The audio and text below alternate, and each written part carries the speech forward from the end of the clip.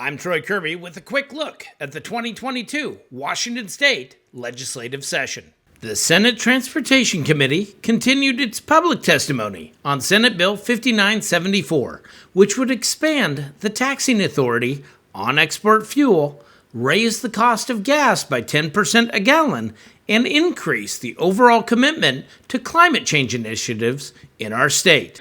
Additional investment is still needed. Many of the projects started in this package can't be completed without additional future funding. There are 6 more projects of regional priority that haven't received any funding, and this package doesn't provide funds for maintenance and preservation of county projects or replacement of county culverts.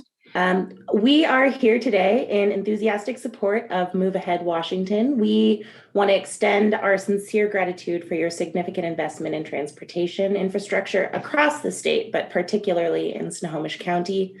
We recognize that there are still some conversations to be had, particularly around revenue, but we are hopeful that through negotiations, legislators will come to an agreement on a transportation package that works for all of Washingtonians.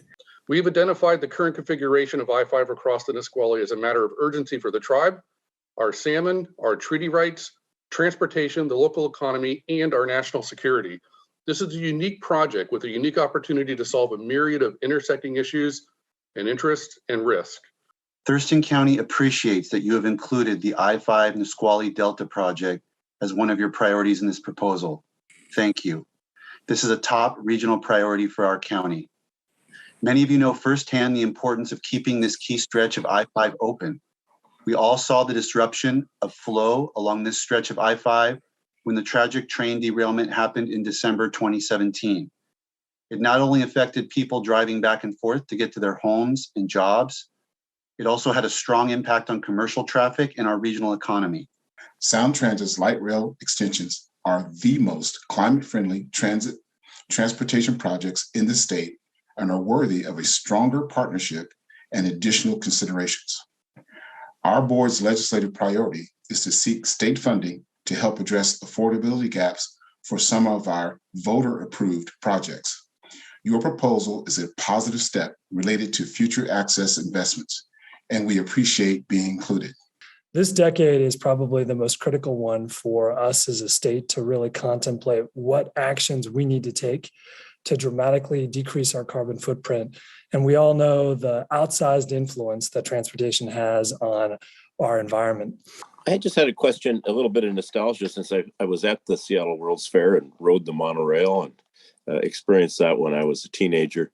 What other funds do you have in mind that might augment these transportation dollars for completion of your project with the Seattle monorail? I'll answer that one quickly, Senator Sheldon. I think we are working diligently with the city of Seattle as well as the federal delegation to try to identify matching funds that would support the completion of this project. We also, as an organization, are trying to identify additional private funds that we can bring to the table, just as we were able to for the similar improvements that we were able to make on the Westlake Center side.